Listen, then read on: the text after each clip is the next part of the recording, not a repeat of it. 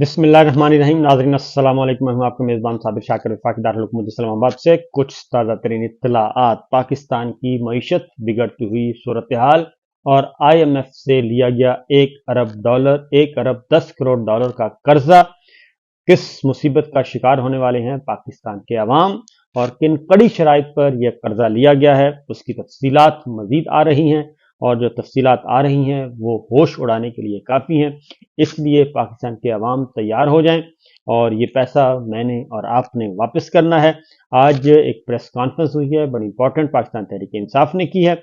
उसमें कुछ मजीद तफसीलात आई हैं और एक और ख़बर भी आपको देनी है कि एक अहम तरीन रिपोर्ट आई है। इलेक्शन में धांधली, इलेक्शन में नतीजे चोरी कैसे किए गए, नतायज चोरी, मैंडेट चोरी की सारी तफसीलात, उस रिपोर्ट को हुकूमत ने दबा लिया है और वो कहाँ दबाया है, कैसे दबाया है, उसके बारे में आपको बताएंगे। लेकिन पहले ज़रा मुआशी सूरत हाल की ज़रूर हमने जायज़ा लेना, क्योंकि ये मेरा और आपका मसला है, ये हर ख़ानदान का, हर फैमिली का मसला है, हर मजदूर का, हर किसान का, हर रेडीबान का और हर घर का ये मसला है। और जिनके महदूद वसाइल हैं उनके लिए तो बहुत बड़ी क़यामत आने वाली है। सूरत हाल यह है कि बिजली सार्फिन की कीमतें, जो बिजली सार्फिन हैं वो तैयार हो जाएं। बिजली की कीमतों में जो इजाफा किया जा रहा है, 10 सरकारी बिजली कंपनियों ने आइंदा माली साल के लिए 2,812 अरब रुपए मांग लिए हैं। 2,812 अरब, आप ज़रा तसव्वुर कर लें कि ये रकम कितनी बनती है। तो मजीद 4 बिजली कंपनियों की माली ज़रूरत की मद में 1,845 अरब रुपए की दरख्वास्तें आई हैं और इससे पहले 6 बिजली कंपनियों ने 967 अरब रुपए की माली ज़रूरियात की दरख्वास्तें दी थीं। ये बिजली है या डायमंड है या क्या है, ये अभी तक समझ नहीं आ रही। 2,812 तकरीबन 3,000 अरब रुपया जो है ये बिजली कंपनियों ने मांगा है और दरख्वास्तें माली साल 2024-25 की ज़रूरियात की मद में दायर की गई हैं। और फेस्को, लेस्को, आइस्को, हेस्को, ये बिजली सप्लाई करने वाली कंपनियां हैं जी। फेस्को फैसलाबाद, लाहौर, इस्लामाबाद, हैदराबाद, और लेस्को की 852 अरब रुपए से ज़ायद वसूलियों की दरख्वास्त है और फेस्को 501 अरब रुपया है, आइस्को 400 अरब रुपया है। ये सारे का सारा कैप्को की 376 अरब रुपए है, कैस्को की 236 अरब, टेस्को 92 अरब और हेस्को 67 अरब और सेप्को 35 अरब रुपया। और नेपरा की जानिब से बिजली कंपनियों की दरखास्तों पर 2 और 3 अप्रैल को समाअत होगी। इससे आप अंदाज़ा कर सकते हैं कि हमारे साथ क्या होने वाला है। और बिजली हर घर की ज़रूरत है, हर फैक्ट्री की ज़रूरत है, हर कारखाने की ज़रूरत है, हर शॉप की ज़रूरत है। उससे आप देख लें कि ये 2,812 अरब, और जब तक ये समात मुकम्मल होगी तो ये 3,000 अरब रुपए तक पहुंच जाएगा, जो मेरी और आपकी जेबों से जाना है। और इलेक्शन ने उसके बाद ही रऊफ़ हसन साहब ने कहा है कि इलेक्शन से पहले कुछ मुबस्सिरीन आए थे, बिल्कुल आए थे जी, और उन्होंने हमें बताया था कि हम प्री पोल रिगिंग पर काम कर रहे हैं और ये हम रिपोर्ट हुकूमत के हवाले करेंगे। और रऊफ़ हसन साहब ने ये कहा है कि हमारी इत्तला के मुताबिक, वो कहते हैं कि गैर मुल्की मुबस्सिरीन ने प्री पोल, आफ्टर पोल धांधली के इंकशाफात किए हैं और ये हमारी डिमांड है कि यूरोपीय यूनियन की इलेक्शन की रिपोर्ट पब्लिक करे, क्योंकि जो आए थे इंटरनेशनल मुबस्सिरीन वो आए थे और यहाँ पे उन्होंने किसी किस्म की कोई प्रेस कॉन्फ्रेंस नहीं की थी और उन्होंने कहा था कि हमने ऑब्जर्व कर लिया है, हम इसकी तफसीली रिपोर्ट सबमिट करेंगे। तो अब इत्तला यही है कि यूरोपीय यूनियन ने अपनी रिपोर्ट सबमिट कर दी है और इलेक्शन को मुकम्मल तौर पर धांधली ज़दा करार दे दिया है। इलेक्शन नताइज को और इलेक्शन से पहले जो कुछ हुआ उन सारे नकाइस का, उन सारी धांधलियों का जिक्र कर दिया। वो एक ऐसा डॉक्यूमेंट है जो कि देखने के काबिल होगा, इसलिए गवर्नमेंट ने उसको दबा लिया है।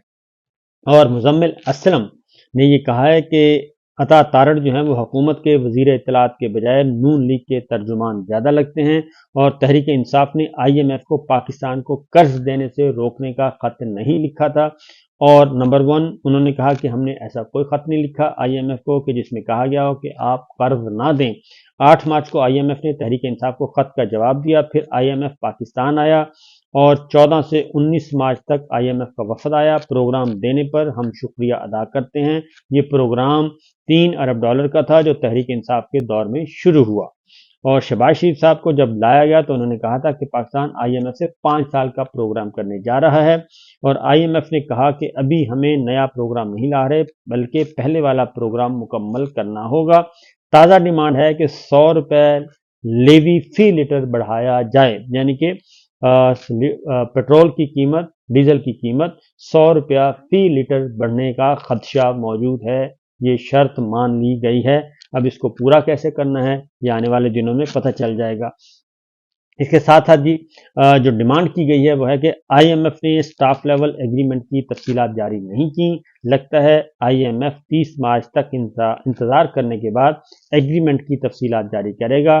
ٹیکس نئے لگائے جا رہے ہیں جس سے مہنگائی بڑھے گی، اور پاکستان مہنگائی کے بھنور میں پھنس چکا ہے۔ 76 سالہ ریکارڈ ٹوٹ چکے ہیں، اور IMF ریفارمز چاہتا ہے۔ موجودہ حکومت 5 سالہ نیا پروگرام چاہتی ہے۔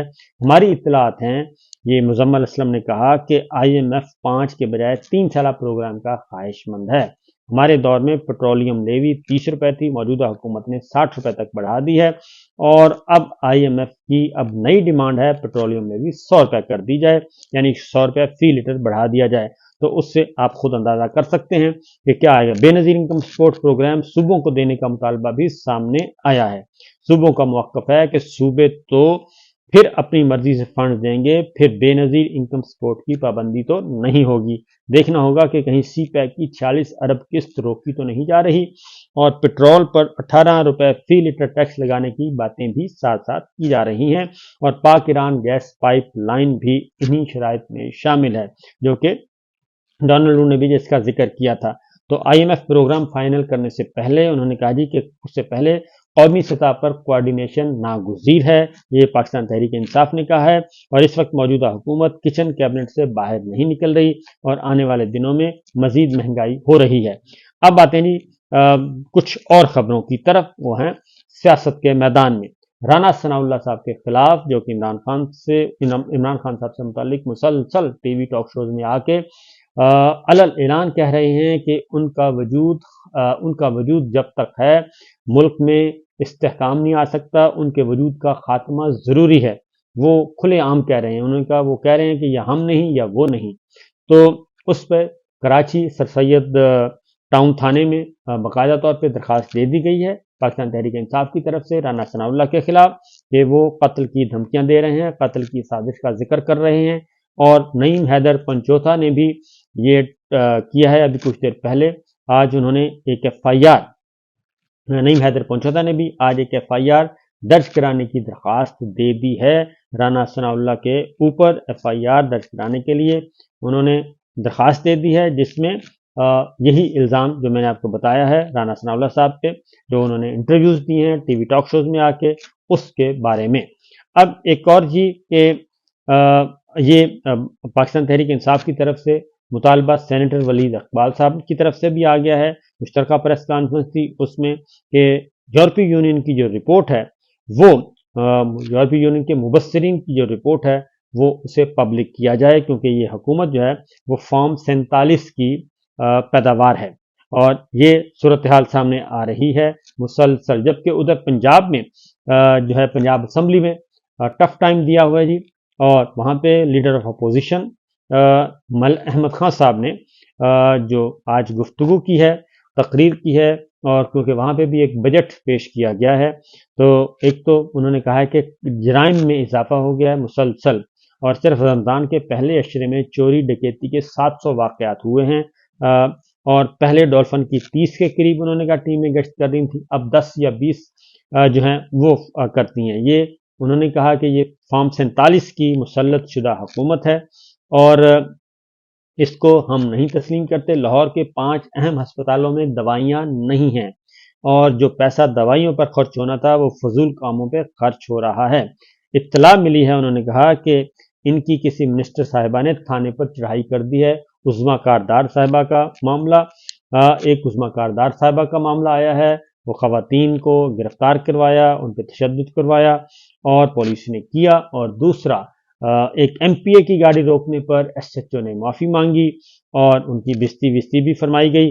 میرا خیال ہے کہ پولیس جو ہے وہ بھی شریف لوگوں کی، پاکستان تحریک انصاف جیسے شریف لوگوں کی زبان نہیں سمجھتی، وہ بھی جب تک ان کو کوئی گالم گلوچ نہ کرے ان کو سمجھ نہیں آتا، لہٰذا ان کو گالم گلوچ کرنے والی اور ان کو ان کی اوقات میں رکھنے والے لوگ جو ہیں وہ سامنے آ گئے ہیں، جن کے لیے انہوں نے پنجاب کے عوام پر پچھلے 18 مہینے ظلم کیا ہے۔ اب وہی پنجاب پولیس جو ہے وہ اب ان سے گالیاں سن رہی ہے جن کے لیے وہ یہ سارا ظلم کرتے رہے ہیں۔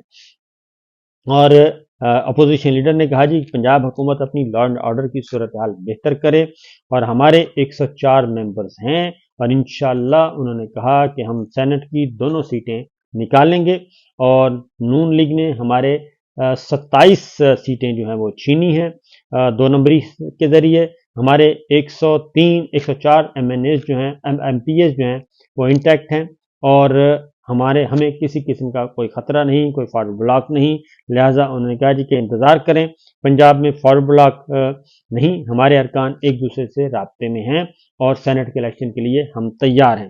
دوسری جانب جی ایک اور اہم خبر ہے، اور وہ ہے جنرل باجوہ اور جنرل فیض کے خلاف ایک درخواست دی گئی تھی مقدمہ درج کرنے کی۔ آج اسلام آباد ہائی کورٹ میں معاملہ پہنچا، اور اسلام آباد ہائی کورٹ میں آج سینئر وکیل جو تھے جو جناب باجوہ صاحب کے، وہ آج اپیئر نہیں ہو سکے، اور انہوں نے ایڈجرنمنٹ کی درخواست دی، کیس کو ملتوی کرنے کا کہا، جس کے بعد وہ کیس ملتوی کر دیا گیا۔